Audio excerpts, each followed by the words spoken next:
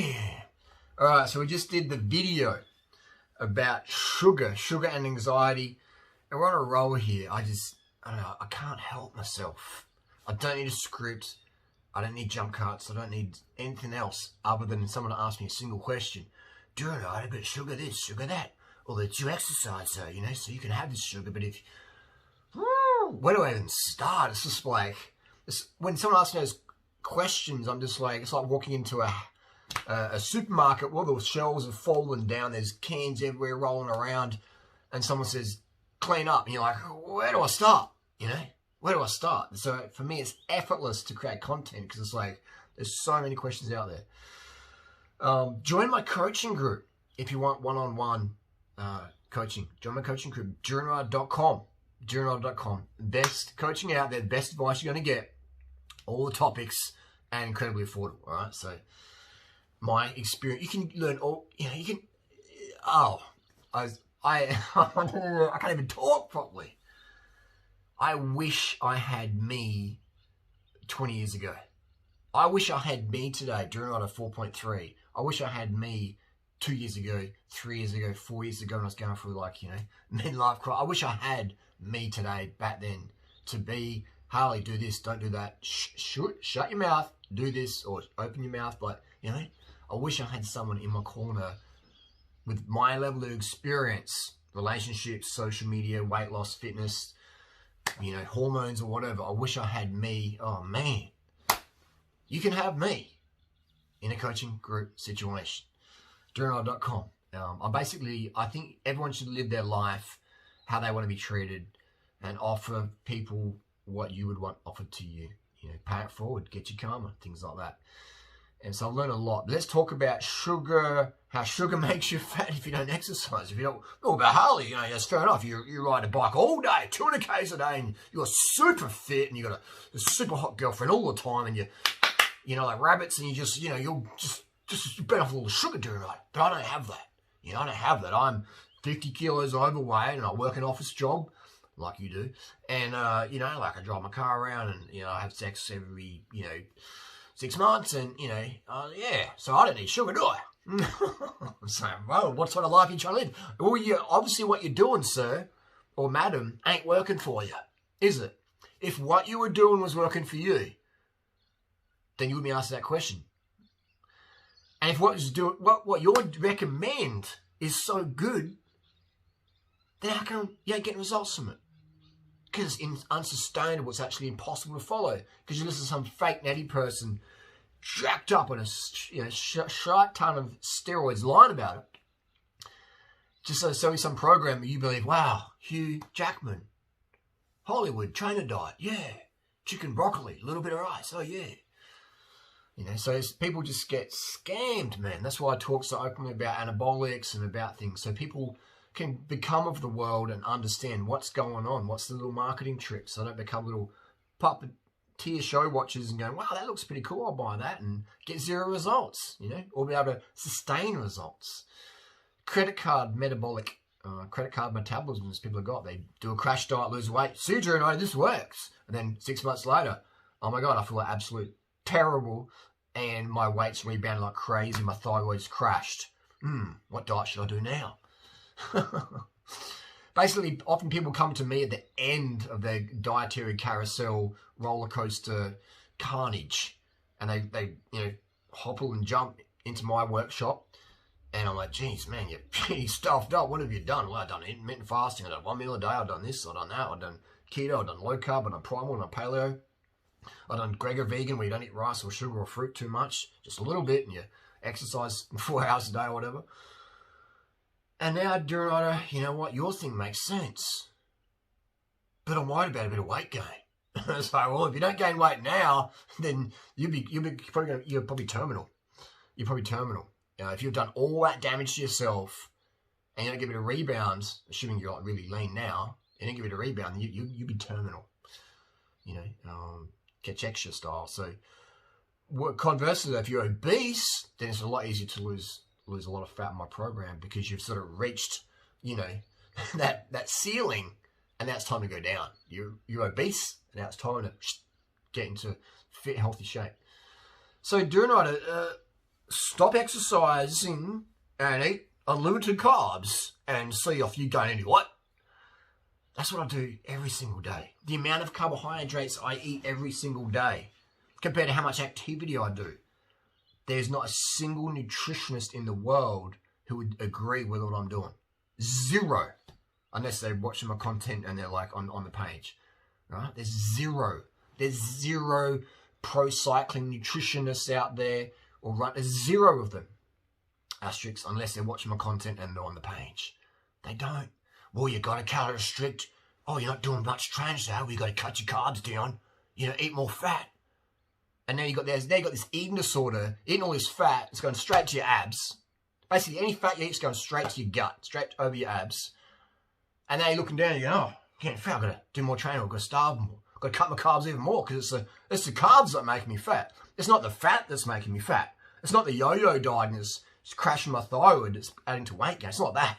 It's the carbohydrate, isn't it? No, it's not. You know, so you've got all this craziness going on. Stop the insanity. You know, it's we go off on so many tangents here. It's just like when the supermarket, all the shelves are crashed. And I'm walking around. There's oil leaking over here. There's baked beans splashing over there. I'm just like my mop and bucket. This is carnage out there. It's nutritional superstition carnage out there in the world. Walk down the street, I have a conversation with someone. Online, anywhere. It's just this world of supermarkets just crashing all around me. And I love it because there's always something to do. There's always someone to help. And I've learnt now that a lot of people are interested, right? Everyone's interested in getting results, but not many people are really committed, right? Not many people are committed, okay? There's a big difference between interest and commitment. And it's also about having compassion and empathy and accepting some people don't want to change. Unfortunately, many people would rather die than change their habits of dietary sins, if you want to call it that, right? Understand that your friends, family, wife, husband, etc., they would, most, 99% would rather just have a really poor quality life than do what it takes to get going. I'm just sort of saying, but it offers clarity as well that you don't have to waste time with people who don't really want to help themselves. So yeah, man, last year I had a concussion. I still have issues with it. I had a traumatic brain injury. I was assaulted, attacked from behind, didn't have a chance to defend myself, slammed to the ground, concrete, and concussion issues all last year. We saw my fitness tank right off. Even still affects me to this day. Will I ever get better? Who knows? So it affected my fitness a lot, ability to train. So I basically had a year off, virtually. Training massively reduced. My fitness was like really, really poor. You're running, I ran like under 100 Ks last year, coordination, balance and stuff like that. And cycling as well. I remember doing like a 1750 up Norton Summit, and that was like maxing out. So my fitness was super low. My fitness last year, 2020, was the lowest it's been for over 20 years. Over 20 years. But look how lean I still was. Right? Oh, it's the steroids. Steroids don't make you lean. Steroids add weight to you. Right? If I'm on steroids, I'm 10 kilos heavier than if I'm natty. So if I never touch steroids ever, at 6 foot tall, which I am, I would be today, as we're making this video, I would be 63 kilos versus 73, 74, 75. Okay? So steroids don't make you lean. Steroids make you gain muscle. They make you gain water retention. They store more sugar in the muscle. You know, some steroids make you fat. They just make you... Look at powerlifters. Powerlifters use the most steroids because they want insane strength. And most powerlifters are fat. Right? Steroids don't make you lean. If steroids made you lean, then why do people do all these crazy crash diets pre-comp on the bodybuilding stage? They just starve themselves down. Take thyroid meds to try and strip it out. I'm not on any thyroid meds, by the way. Never used them. Never needed to use them. And also, they don't interest me, you know, because I'm so lean as it is. Like, why would I want to take something to make me even leaner when I'm already, like, too lean? So, but yeah, taking thyroid meds, etc., to try and strip down for stage. And taking thyroid meds, I don't recommend. It can be very, very dangerous. Yeah, so steroids don't make you lean, okay? They give you muscle. And then the dieting that people do to strip off the fat and fluid, that makes you pop, and you know the muscle's more enhanced looking. So that's why I love to be able to talk from personal experience. A lot of people write stuff, Durianrider does this, Durianrider does that. It's like, dude, you've never used anabolics. I have. You've never been super fit, cardio-wise. I have. You've never had a VO2 max of 80. I have. All this blah, blah, blah. You know, when I didn't have that at all back in the day, I wasn't the talented kid with a genetically high VO2 max. I had to earn it and work for it by following the people who got the results I designed. And so that's the beauty where I can speak with such conviction. So last year was the lowest fitness I've ever had. And through the flick through my videos, I'd probably look healthier than most people because I'm not as gaunt.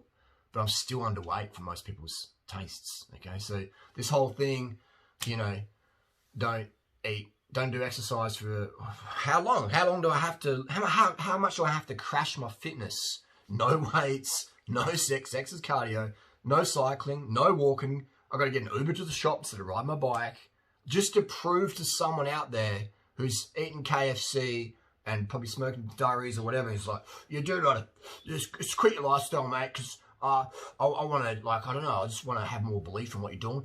You know, it's like, bro, 6 billion people on the planet are slim and they're eating as much carbs as they want every single day, right? 6 billion people on the planet ain't starving, you know. They're having their full of rice 3 or 4 times a day, their noodles, their corn, their sugar drinks, okay? Now, a lot of Americans out there haven't traveled much. They're just like, yeah, keto world, yeah, paleo, primal, Mark Sisson, yeah. They haven't traveled the world. A lot of them, and I love Americans, US people, you know. I'm like this, I'm just saying that they're very insular and like, how much does this cost? Durianrider, where do I get B12 from? And I'm like, well, I'll get from, you know, 184 McGill Road Chemist. Well, I mean, I'm in Idaho. It's like, we'll find out, bro. I'm in Adelaide. You know, it's like, Americans are hilarious like that. They're just like, many Americans think the US dollar is like the global currency, which is sort of isn't sometimes, but they think they can just walk up and pay a US currency in Australia or whatever, and it's like, it'll be accepted. So I get that, where people are very insular. And so a lot of Aussies are like that as well, you know. So maybe some Aussies think kangaroos are everywhere. I don't know.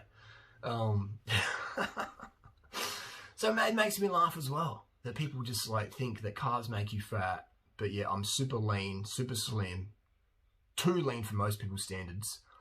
And, you know, and people think I'm starving myself, I'm running on stims or steroids or whatever, things I have taken for personal experience and YouTube content. If stims made you lean, everyone who did stims would be lean. And we know that's not true. Not even all meth addicts are lean. Most are not. Steroids, we know steroids don't make you lean. They make you muscular. They add weight to you. You take steroids, you gain weight. You don't lose weight on steroids.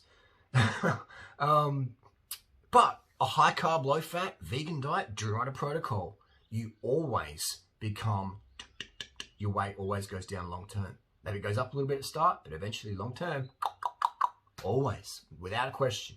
And just look at my videos some years ago, all right? I still look the same, body fat, you know, my hairline's different, my face is a bit different, my voice is more huskier, my maturity's there, but in terms of body fat level, I'm the same as in 2008, all right? I got a bit more muscle that pops out a little bit, that's about it, you know? 2008, so 12 years, still the same body fat, okay? A few little percentages here and there difference. If my program didn't work, then why am I still lean 12 years later? I've been doing my program for 19 years. Actually coming up 20 years. Wow, it's coming up 20 years in April. Damn, time goes fast. Don't waste your life, kids. It goes real quick. So 20 years doing my protocol, 12 years you can see video evidence on YouTube. You know what I mean? Wildly varying fitness levels over there. Wildly varying volume, intensity, etc. Still lean. Oh, it's your genetics. Well, obesity runs in my family. It's not genetics, it's nutrition. Right? Do you know how many cyclists I know who've come and gone, really fit or really fat, and become really lean and stayed lean, follow my protocol, or were lean, become really fat, doing opposite of my protocol. It's countless. It's countless. So,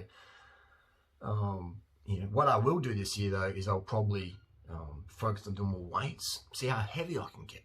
Yeah, we know how lean I can get. I'm always lean, just because I eat low fat. But how heavy, how much muscle can I put on this year? I think we'll try to do that, because that's something different. And with my concussion and brain injury and stuff like that, you know, riding, you know, high speed in bunches is something I can't really do at the moment.